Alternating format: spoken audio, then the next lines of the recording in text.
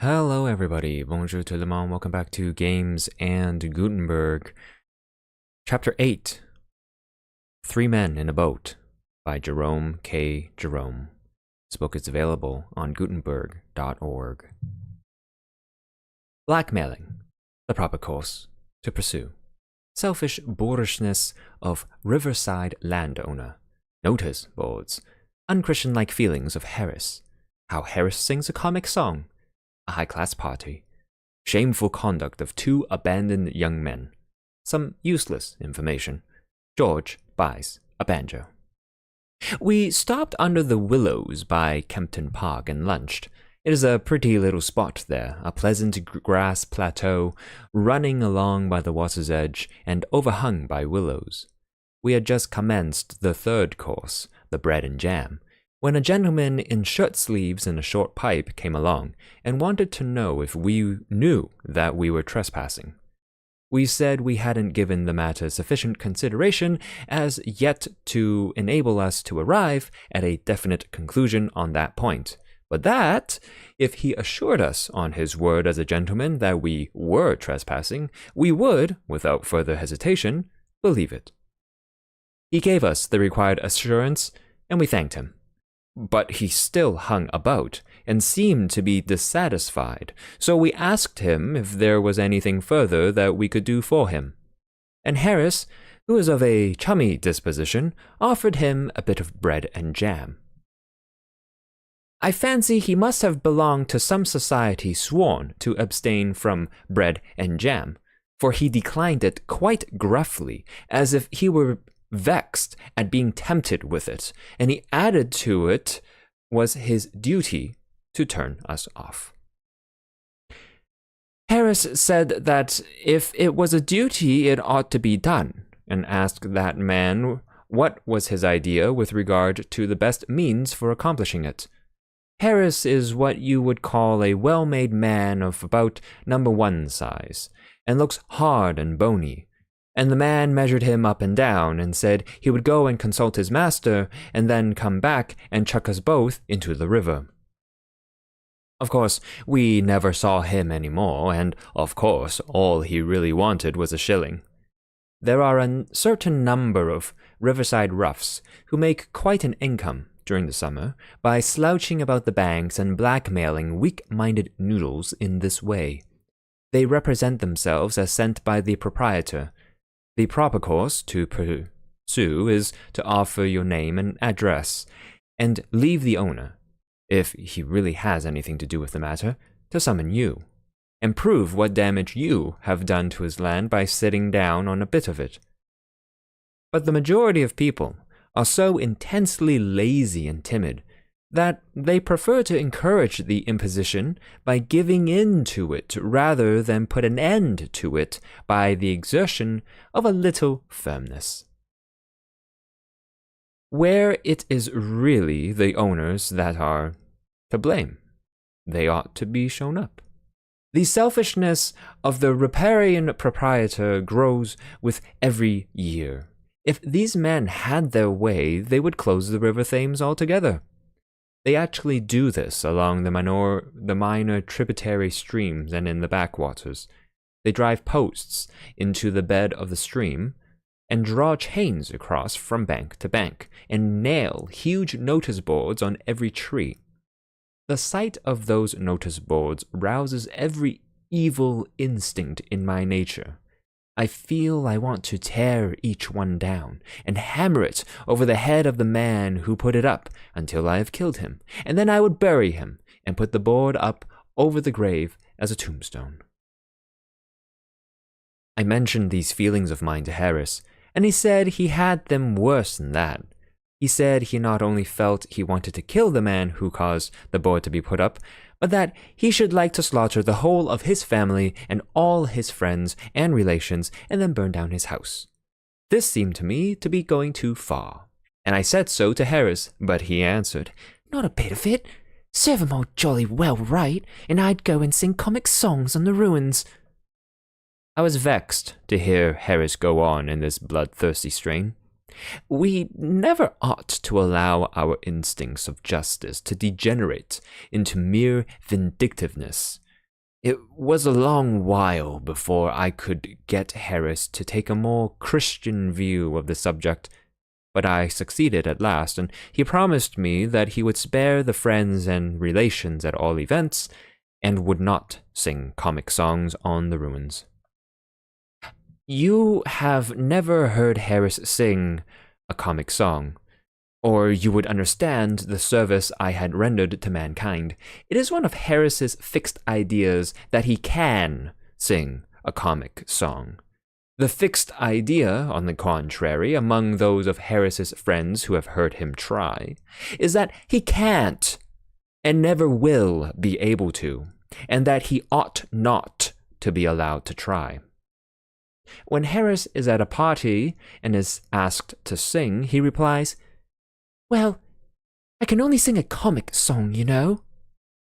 And he says it in a tone that implies that his singing of that, however, is a thing that you ought to hear once and then die.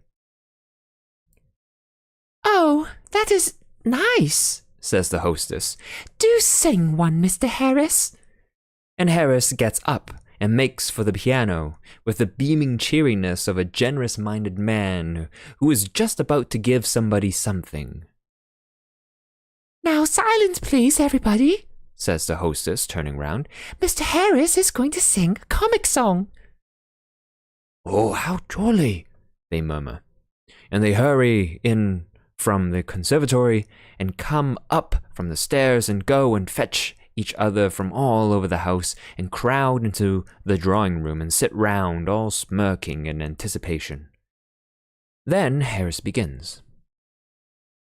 "Well, if you don't look for much of a voice in a comic song, you don't expect correct phrasing or vocalization, you don't mind if a man does find out when in the middle of a note that he is too high and comes down with a jerk, you don't bother about time, you don't mind a man being 2 bars in front of the accompaniment and easing up in the middle of a line to argue it out with the pianist and then starting the verse afresh.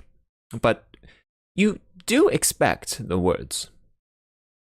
You don't expect a man to never remember more than the first 3 lines of the first verse and to keep on repeating these until it is time to begin the chorus. You don't expect a man to break off in the middle of a line and snigger and say, "It's very funny, but he's blessed if he can think of the rest of it," and then try to make it up for himself, and afterwards suddenly recollect it when he has got to an entirely different part of the song and break off, without a word of warning, to go back and let you have it then and there. You don't, well, I will just give you an idea of Harris's comic singing, and then you can judge of it for yourself. Harris, standing up in front of piano and addressing the expectant mob, "I'm afraid it's a very old thing, you know.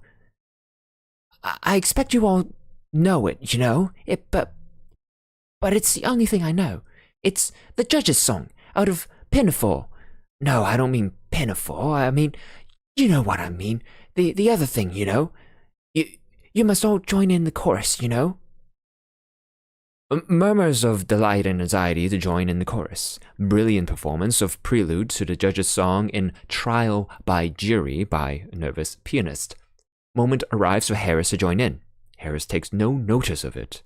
Nervous pianist commences prelude over again, and Harris, commencing singing at the same time, dashes off the first 2 lines of the first Lord's song out of Pinafore. Nervous pianist tries to push on with prelude, gives it up, and tries to follow Harris with accompaniment to judge's song out of Trial by Jury. Finds that doesn't answer, and tries to recollect what he's doing, where he is, feels his mind giving way, and stops short. Harris, with kindly encouragement, "It's all right, you're doing it very well indeed. Go on." Nervous pianist: "I'm afraid there's a mistake somewhere. What are you singing?" Harris, promptly: "Why, the judge's song out of Trial by Jury. Don't you know it?" some friend of Harris's from the back of the room. "No, you're not, you chucklehead. You're singing the Admiral's song from Pinafore." Long argument between Harris and Harris's friend as to what Harris is really singing. Friend finally suggests that it doesn't matter what Harris is singing so long as Harris gets on and sings it, and Harris, with an evident sense of injustice rankling inside him, requests pianist to begin again. Pianist, therefore, starts prelude to the Admiral's song, and Harris, seizing what he considers to be a favorable opening in the music, begins. Harris. "When I was young and called to the bar." General roar of laughter, taken by Harris as a compliment. Pianist, thinking of his wife and family, gives up the unequal contest and retires, his place being taken by a stronger nerved man. The new pianist, cheerily. "Now then, old man, you start off and I'll follow. We won't bother about any prelude." Harris, upon whom the explanation of matters has slowly dawned, laughing. "Oh, by Jove, I beg your pardon. Of course, I've been mixing up the two songs. It was Jenkins confused me, you know. Now then." Singing, his voice appearing to come from the cellar and suggesting the first low warnings of an approaching earthquake. "When I was young, I served a term as office boy to an attorney's firm." Aside to pianist. It's too low, old man. We'll have to start over again if you don't mind." Sings first 2 lines over again, in a high falsetto this time. Great surprise on the part of the audience. Nervous old lady near the fire begins to cry and has to be let out. Harris, continuing. "I swept the windows, and I swept the door, and I..." No, I cleaned the windows of the big front door, and I polished up the floor. No, dash it, I beg your pardon, funny thing, I can't think of that line, and oh well. We'll get on to the chorus and chance it." Sings. "And I diddle diddle diddle diddle diddle diddle dee, till now I am the ruler of the Queen's Navy." And then chorus. It's the last 2 lines repeated, you know. General chorus. "And he diddle diddle diddle diddle diddle diddle dee deed, till now he's the ruler of the Queen's Navy." And Harris never sees what an ass he is making of himself and how he is annoying a lot of people who never did him any harm. He honestly imagines that he has given them a treat and says he will sing another comic song after supper. Speaking of comic songs and parties, reminds me of a rather curious incident at which I once assisted, which, as it throws much light upon the inner mental working of human nature in general, ought, I think, to be recorded in these pages. We were a fashionable and highly cultured party. We had on our best clothes, and we talked pretty and were very happy. All except 2 young fellows, students, just returned from Germany. Commonplace young men, who seemed restless and uncomfortable, as if they found the proceedings slow. The truth was, we were too clever for them. Our brilliant but polished conversation and our high-class tastes were beyond them. They were out of place among us. They never ought to have been there at all. Everybody agreed upon that later on. We played morceaux from the old German masters. We discussed philosophy and ethics. We flirted with graceful dignity. We were even humorous, in a high-class way. Somebody recited a French poem after supper, and we said it was beautiful. And then a lady sang a sentimental ballad in Spanish, and it made 1 or 2 of us weep. It was so pathetic. And then those 2 young men got up and asked us if we had ever heard Herr Schlossenboschen, who had just arrived and was then down in the supper room, sing his great German comic song.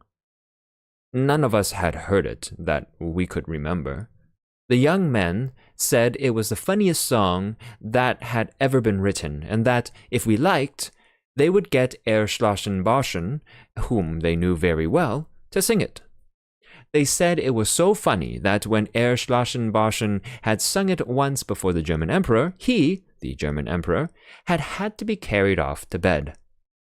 They said nobody could sing it like Erschlossenboschen. He was so intensely serious all through it that you might fancy he was reciting a tragedy, and that, of course, made it all the funnier. They said he never once suggested by his tone or manner that he was singing anything funny. That would spoil it. It was his air of seriousness, almost of pathos, that made it so irresistibly amusing. We said we yearned to hear it, that we wanted a good laugh, and they went downstairs and fetched Erschlossenboschen. He appeared to be quite pleased to sing it, for he came up at once and sat down to the piano without another word. "Oh, it will amuse you, you will laugh," whispered the two young men, as they passed through the room and took up an unobtrusive position behind the professor's back. Erschlossenboschen accompanied himself. The prelude did not suggest a comic song exactly. It was a weird, soulful air. It quite made one's flesh creep, but we murmured to one another that it was the German method and prepared to enjoy it. I don't understand German myself. I studied it at school, but forget every word of it 2 years after I had left, and have felt much better ever since. Still, I did not want the people there to guess my ignorance, so I hit upon what I thought to be rather a good idea. I kept my eye on the two young students and followed them. When they tittered, I tittered. When they roared, I roared. And also threw in a little snigger all by myself now and then, as if I had seen a bit of humor that had escaped the others. I considered this particularly artful on my part. I noticed, as the song progressed, that a good many other people seemed to have their eye fixed on the two young men, as well as myself. These other people also tittered when the young men tittered, and roared when the young men roared, and as the two young men tittered and roared and exploded with laughter pretty continuously all through the song, it went exceedingly well. And yet that German professor did not seem happy. At first, when we began to laugh, the expression of his face was one of intense surprise, as if laughter were the very last thing he had expected to be greeted with. We thought this very funny. We said his earnest manner was half the humor. The slightest hint on his part that he knew how funny he was would have completely ruined it all. As we continued to laugh, his surprise gave way to an air of annoyance and indignation, and he scowled fiercely round upon us all, except upon the two young men who, being behind him, he could not see. That sent us into convulsions. We told each other that it would be the death of us, this thing. The words alone, we said, were enough to send us into fits, but added to his mock seriousness, oh, it was too much. In the last verse, he surpassed himself. He glowered round upon us with a look of such concentrated ferocity that, but for our being forewarned as to the German method of comic singing, we should have been nervous. And he threw such a wailing note of agony into the weird music that, if we had not known it was a funny song, we might have wept. He finished amid a perfect shriek of laughter. We said it was the funniest thing we had ever heard in all our lives. We said how strange it was that, in the face of all things like these, there should be a popular notion that the Germans hadn't any sense of humor. And we asked the professor why he didn't translate the song into English so that the common people could understand it and hear what a real comic song was like. Then Erschlossenboschen got up and went on awful. He swore at us in German, which I should judge to be a singularly effective language for that purpose. And he danced and shook his fists and called us all the English he knew. He said he had never been so insulted in all his life. It appeared that the song was not a comic song at all. It was about a young girl who lived in the Harz Mountains and who had given up her life to save her lover's soul. And he died and met her spirit in the air. And then, in the last verse, he jilted her spirit and went on with another spirit. I'm not quite sure of the details, but it was something very sad, I know. Ehrboschen said he had sung it once before the German emperor, and he, the German emperor, had sobbed like a little child. He, Ehrboschen, said it was generally acknowledged to be one of the most tragic and pathetic songs in the German language. It was a very trying situation for us. Very trying.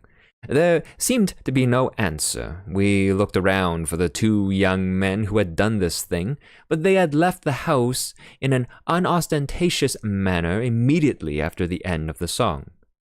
That was the end of that party. I never saw a party break up so quietly and with so little fuss. We never said good night even to one another. We came downstairs, one at a time, walking softly and keeping the shady side. We asked the servant for our hats and coats in whispers, and opened the door for ourselves and slipped out and got round the corner quickly, avoiding each other as much as possible. I have never taken much interest in German songs since then. We reached Sunbury Lock at 3:30. The river is sweetly pretty just there before you come to the gates, and the backwater is charming. But don't attempt to row up it. I tried to do so once. I was sculling and asked the fellows who were steering if they thought it could be done, and they said, oh yes, they thought so, if I pulled hard. We were just under the little footbridge that crosses it between two weirs when they said this, and I bent down over the sculls and set myself up and pulled. I pulled splendidly. I got well into a steady rhythmical swing. I put my arms and my legs and my back into it. I set myself a good, quick, dashing stroke and worked in really grand style. My two friends said it was a pleasure to watch me. At the end of 5 minutes, I thought we ought to be pretty near the weir, and I looked up. We were under the bridge, in exactly the same spot that we were when I began, and there were those two idiots injuring themselves by violent laughing. I had been grinding away like mad to keep that boat stuck still under that bridge. I let other people pull up backwaters against strong streams now. We sculled up to Walton, a rather large place for a riverside town. As with all riverside places, only the tiniest corner of it comes down to the water, so that from the boat you might fancy it was a village of some half-dozen houses, all told. Windsor and Abingdon are the only towns between London and Oxford that you can really see anything of from the stream. All the others hide round corners and merely peep at the river down one street. My thanks to them for being so considerate and leaving the riverbanks to woods and fields and waterworks. Even reading, though it does its best to spoil and sully and make hideous as much of the river as it can reach, is good-natured enough to keep its ugly face a good deal out of sight. Caesar, of course, had a little place in Walton, a camp, or an entrenchment, or something of that sort. Caesar was a regular upriver man. Also Queen Elizabeth, she was there too. You can never get away from that woman, go where you will. Cromwell and Bradshaw, not the guide man, but the King Charles's head man, likewise sojourned here. They must have been quite a pleasant little party altogether. There is an iron scold's bridle in Walton Church. They used these things in ancient days for curbing women's tongues. They have given up the attempt now. I suppose iron was getting scarce, and nothing else would be strong enough. There are also tombs of note in the church, and I was afraid I should never get Harris past them, but he didn't seem to think of them, and went on. Above the bridge, the river winds tremendously. This makes it look picturesque, but it irritates you from a towing or sculling point of view, and causes argument between the man who is pulling and the man who is steering. You pass Oatlands Park on the right bank here. It is a famous old place. Henry VIII stole it from someone or the other, I forget whom now, and lived in it. There is a grotto in the park, which you can see for a fee, and which is supposed to be very wonderful. But I cannot see much in it myself. The late Duchess of York, who lived at Oatlands, was very fond of dogs, and kept an immense number. She had a special graveyard made in which to bury them when they died, and there they lie, about 50 of them, with a tombstone over each and an epitaph inscribed thereon. Well, I dare say they deserve it quite as much as the average Christian does. At Corway Stakes, the first bend above Walton Bridge, was fought a battle between Caesar and Cassivellaunus. Cassivellaunus had prepared the river for Caesar by planting it full of stakes, and had, no doubt, put up a notice board. But Caesar crossed in spite of this. You couldn't choke Caesar off that river. He's the sort of man we want round the backwaters now. Halliford and Shepperton are both pretty little spots where they touch the river, but there is nothing remarkable about either of them. There is a tomb in Shepperton churchyard, however, with a poem on it, and I was nervous lest Harris should want to get out and fool round it. I saw him fix a longing eye on the landing stage as we drew near it, so I managed, by an ardois movement, to jerk his cap into the water, and in the excitement of recovering that, and his indignation at my clumsiness, he forgot all about his beloved graves. At Weybridge, the Wey, a pretty little stream, navigable for small boats up to Guildford, and one which I have always been making up my mind to explore, and never have, the Bourne, and the Basingstoke Canal all enter the Thames together. The loch is just opposite the town, and the first thing that we saw when we came in view of it was George's blazer on one of the loch gates. Closer inspection showing that George was inside it. Montmorency set up a furious barking. I shrieked. Harris roared. George waved his hat and yelled back. The lock keeper rushed out with a drag under the impression that somebody had fallen into the loch and appeared annoyed at finding that no one had. George had rather a curious oilskin-covered parcel in his hand. It was round and flat at one end, with a long, straight handle sticking out of it. "What's that?" said Harris. "A frying pan?" "No," said George, with a strange, wild look glittering in his eyes. "They're all the rage this season. Everybody has got him up the river. It's a banjo." "I never knew you played the banjo," cried Harris and I in one breath. "Not exactly," replied George, "but it's very easy, they tell me, and I've got the instruction book." Chapter 8 of 3 Men in a Boat by Jerome K. Jerome.